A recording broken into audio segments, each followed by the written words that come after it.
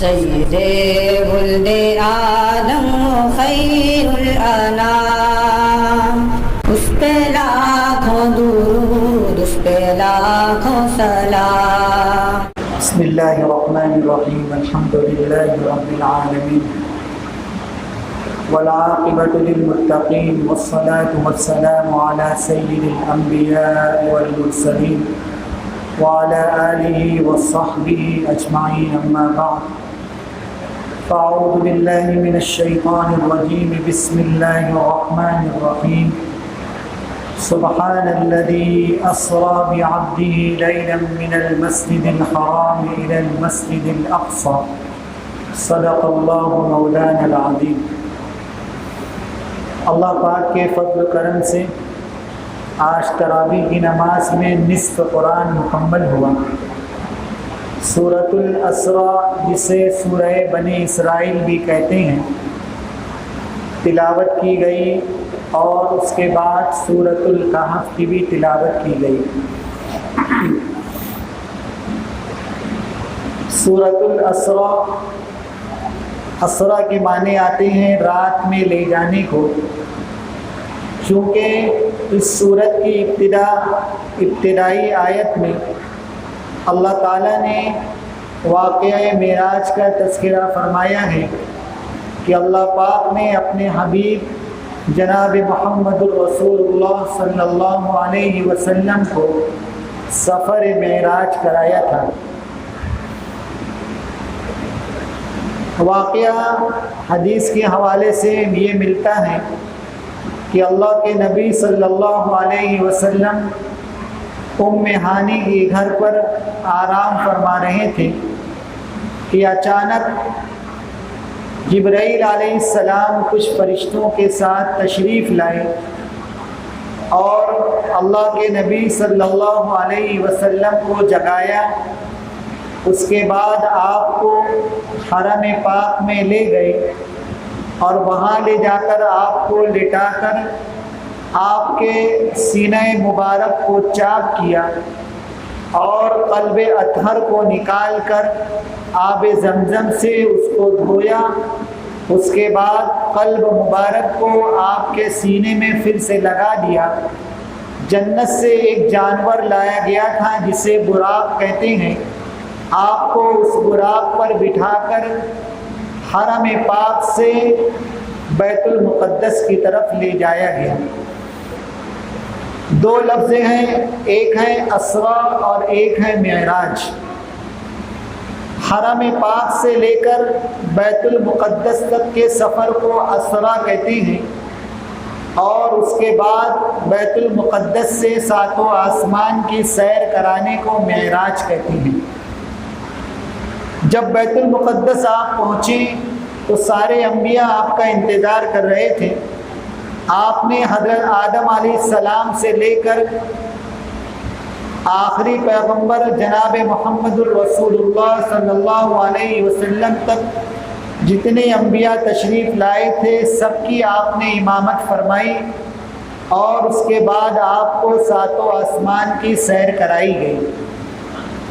واقعہ بڑا تفصیلی ہے۔ سدرۃ المنتہا پہنچنے کے بعد جبرائیل علیہ السلام نے آگے بڑھنے سے منع فرما دیا، اور سدرۃ المنتہا سے اوپر عرش معلیٰ تک آپ تنے تنہا تشریف لے گئے۔ اس کے بعد اللہ رب العزت سے آپ نے ملاقات کی، اور اس ملاقات میں کیا گفتگو ہوئی وہ کوئی نہیں جانتا ہے۔ جب واپس تشریف لانے لگے تو آپ کو 3 تحفہ دیا گیا۔ سب سے پہلا تحفہ یہ دیا گیا کہ سورۃ البقرہ کی آخری آیاتیں آپ کو تحفے کے طور پر ملی۔ اس کے بعد دوسرا تحفہ یہ ملا کہ آپ کو فرمایا گیا کہ جو لوگ شرک سے بچتے ہیں، ایمان لانے کی وجہ سے گناہ میں مبتلا ہوتے ہیں، اپنے گناہوں کی وجہ سے اگر انہیں جہنم میں جانا پڑے گا تو اللہ پاک ایک دن ضرور ایمان والے کو اس جہنم سے نکال کر جنت میں لے جائیں گے۔ یہ دوسرا تحفہ آپ کو دیا گیا۔ تیسرا تحفہ بڑا مشہور ہے 5 نمازوں کا۔ ابتدا میں 50 نمازیں ملی تھی۔ حضرت موسیٰ علیہ السلام سے بار بار آسمان پہ ملاقات ہوئی۔ حضرت موسیٰ علیہ السلام کی درخواست پر آپ کئی بار اللہ کے پاس تشریف لے گئے اور نمازوں کا یہ تحفہ کم کراتے کراتے 50 سے 5 پر جا کر رک گیا۔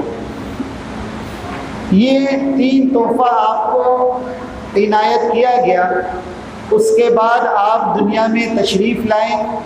تشریف لے جانے کے بعد آپ نے اس واقعے کو امت کے سامنے بیان فرمایا۔ بہت تفصیلی واقعہ ہے، سورۃ الاسراء میں شروع میں بتایا گیا اور باقی تمام تفصیلات سورۃ النجم میں بیان کی گئی ہے۔ ایک بات یاد رکھیں کہ یہ سفر معراج جسمانی ہوا تھا، روحانی نہیں ہوا تھا۔ یہ بیداری میں ہوا تھا، خواب میں نہیں ہوا تھا۔ بعض لوگوں نے غلط ذہن سازی کرنا شروع کی ہے کہ یہ سفر معراج اللہ کے نبی صلی اللہ علیہ وسلم کو روحانی کرایا گیا تھا، خواب میں کرایا گیا تھا۔ یہ بات بالکل غلط ہے۔ آپ کو یہ سفر جسمانی طور پر کرایا گیا تھا، ایک رات میں، بلکہ رات کے کچھ حصے میں قرآن میں جو الفاظ آئے ہیں لیلا من المسجد الحرام، جس کا معنی ہوتا ہے کہ رات کے کچھ حصے میں آپ کو مسجد حرام سے مسجد اقصیٰ تک لے جایا گیا، پھر مسجد اقصیٰ سے 7 آسمان کی سیر کرائی گئی۔ یہ ساری چیز جسمانی طور پر رات کے کچھ حصے میں ہوئی تھی۔ بہرحال اس کے بعد سورت میں ایک خاص حکم یہ بھی بتایا گیا، وَقَضَىٰ رَبُّكَ أَلَّا تَعْبُدُوا إِلَّا إِيَّاهُ وَبِالْوَالِدَيْنِ إِحْسَانًا۔ یاد رکھو کہ والدین کے ساتھ ہمیشہ حسن سلوک کرتے رہنا اور اچھا برتاؤ کرنا۔ یہ پیغام بھی سورۃ الاسراء میں دیا گیا، اور بہت سی باتیں اس سورت میں اتنی عمدہ ہیں کہ اس کے لیے وقت کی ضرورت ہے۔ مختصر اس لیے بتایا جاتا ہے کہ سورت کے کچھ مضامین ہمارے ذہن میں بیٹھ جائیں۔ بہرحال اس کے بعد سورۃ الکہف تلاوت کی گئی۔ کہف غار کو کہتے ہیں، اور اس کے اندر غار والوں کا واقعہ بیان کیا گیا ہے جسے اصحاب کہف کہتے ہیں۔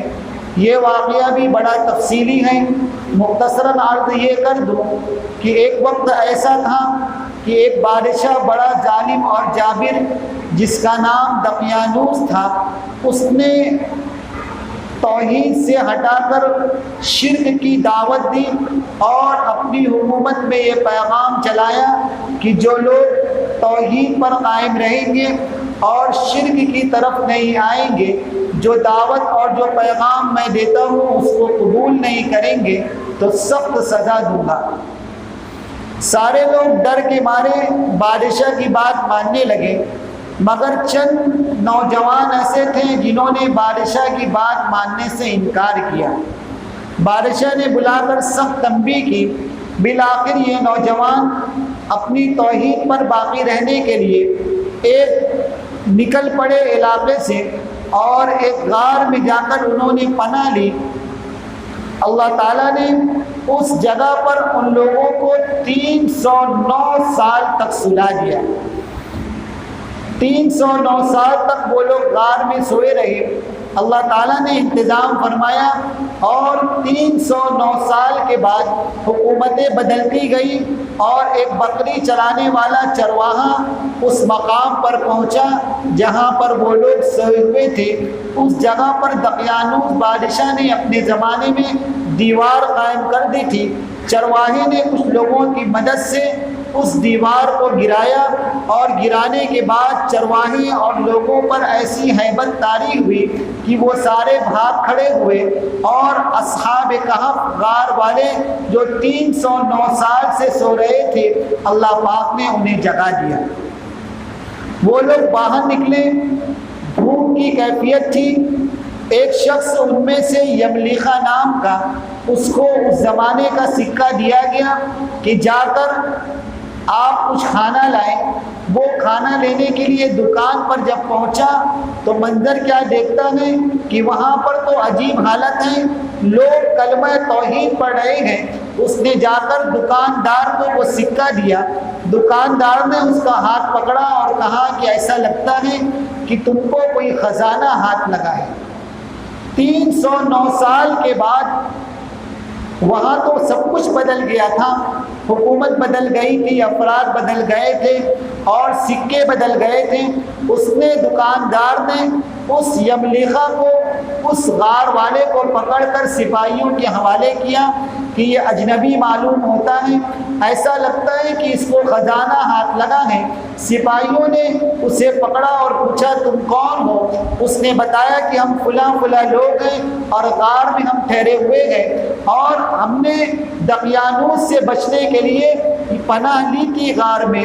اس سپاہیوں نے اسے پکڑ کر غار تک لایا، وہاں جا کر منظر دیکھا تو وہ سب کچھ غار والے وہاں موجود تھے، بہت ساری باتیں اس میں ہوئی، قرآن نے اس کو تفصیل سے بیان کیا ہے۔ بالآخر اس زمانے کا جو بادشاہ تھا، جو 309 سال کے بعد حکومت سنبھالا ہوا تھا، وہ بڑا انصاف پسند تھا، نیک دل تھا۔ اس نے حالات معلوم کیے، پتہ یہ چلا کہ اللہ پاک نے ایک عجیب و غریب معاملہ فرمایا تھا۔ اس زمانے میں لوگوں کا یہ ذہن بنا ہوا تھا کہ اللہ پاک مرنے کے بعد دوبارہ زندہ نہیں کریں گے۔ اللہ تعالیٰ نے اصحاب کہف کو 309 سال سلا کر یہ بھی بتا دیا کہ ہم مرنے کے بعد لوگوں کو کیسے زندہ کریں گے۔ بہرحال تفصیلی بات ہے، اللہ تعالیٰ نے یہ واقعہ بھی قرآن میں بیان کیا، اصحاب کہف کتنے تھے، کیا ساری باتیں ہوئی ہیں۔ ان بہت سی باتوں کو اللہ نے معلق رکھا ہے، چھپا کر رکھا ہے۔ یہ تمام تفصیلات آپ سورۃ الکہف سے مطالعے میں لا سکتے ہیں۔ اللہ تعالیٰ شانہ ہمیں عمل کی توفیق عطا فرمائے۔ وآخر دعوانا